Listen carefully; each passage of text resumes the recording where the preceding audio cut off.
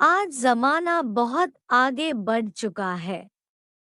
लोग पुरानी विचारधारा को छोड़कर नई सोच को अपना रहे हैं, लेकिन इसके बावजूद लड़कियों को लेकर आज भी इंसान की सोच ज्यों की त्यों बनी हुई है।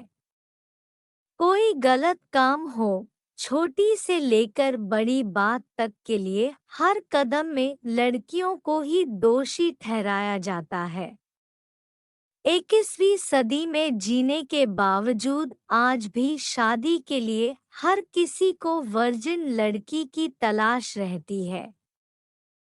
जब किसी महिला या बच्ची के साथ गलत काम होता है, तो कहीं ना कहीं समाज उसे ही दोषी ठहराता है। अब सवाल यह उठता है कि जब द्रौपदी 5 पति से शादी करने के बावजूद पवित्र रह सकती हैं, तो आज क्यों किसी महिला को उसकी वर्जिनिटी के आधार पर जज किया जाता है? महाभारत की कहानी के बारे में तो हम सभी जानते हैं। हमें यह भी पता है कि महाभारत में द्रौपदी की शादी 5 पांडवों के साथ हुई थी। राजा द्रुपद ने अपनी बेटी द्रौपदी की शादी के लिए एक स्वयंवर सभा का आयोजन किया था। स्वयंवर में दिए गए शर्तों को अर्जुन ने पूरा किया और इस तरह से द्रौपदी की शादी अर्जुन के साथ हो गई। जैसा कि आप जानते ही हैं कि उस समय पांडव अपनी मां कुंती के साथ पहचान छिपाने के चलते ब्राह्मण वेश में रहा करते थे। उस समय वे भिक्षा मांगकर अपना पेट भरते थे।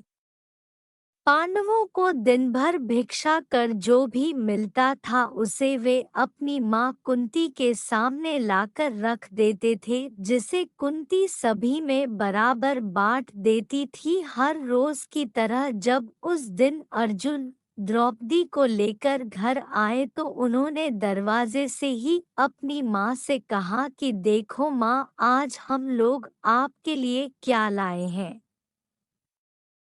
उस दौरान कुंती किसी काम में व्यस्त थी, इसलिए उन्होंने बिना देखे ही यह कह दिया कि जो भी लाए हो उसे पांचों भाई अपने में बराबर बांट लें। जब कुंती ने द्रौपदी को देखा तो वह हैरान रह गई। उन्होंने अपने पुत्र धर्मराज युधिष्ठिर से कहा कि इसका कोई ऐसा उपाय निकालो जिससे द्रौपदी का भी कोई अनर्थ ना हो और मेरे मुंह से निकली बात भी झूठी ना हो। हालांकि इसका हल युधिष्ठिर भी नहीं निकाल पाए। इस बात से राजा द्रुपद भी काफी परेशान हो गए। द्रुपद को महर्षि व्यास ने बताया कि द्रौपदी को उनके पूर्व जन्म में भगवान शिव से 5 पति होने का वरदान प्राप्त है। महर्षि व्यास के काफी समझाने पर राजा द्रुपद अपनी बेटी द्रौपदी का 5 पांडवों के साथ विवाह करने को राजी हो गए। इसके बाद पहले दिन द्रौपदी का विवाह सबसे बड़े भाई युधिष्ठिर के साथ किया गया और उस रात द्रौपदी ने युधिष्ठिर के साथ अपना पत्नी धर्म निभाया। अगले दिन द्रौपदी का विवाह भीम साथ हुआ। द्रौपदी ने भीम के साथ अपना पत्नी धर्म निभाया। इसी तरह द्रौपदी की शादी बाकी भाइयों से भी की गई और सभी के साथ उन्होंने अपना पत्नी धर्म निभाया। दरअसल हर बार पत्नी धर्म निभाने में द्रौपदी इस वजह से समर्थ थी क्योंकि द्रौपदी को यह वरदान मिला था कि वह प्रतिदिन कन्या भाव यानी कौमार्य को प्राप्त कर लेंगी। इस तरह से द्रौपदी अपने 5 पतियों को कन्या भाव में ही प्राप्त हुई थी।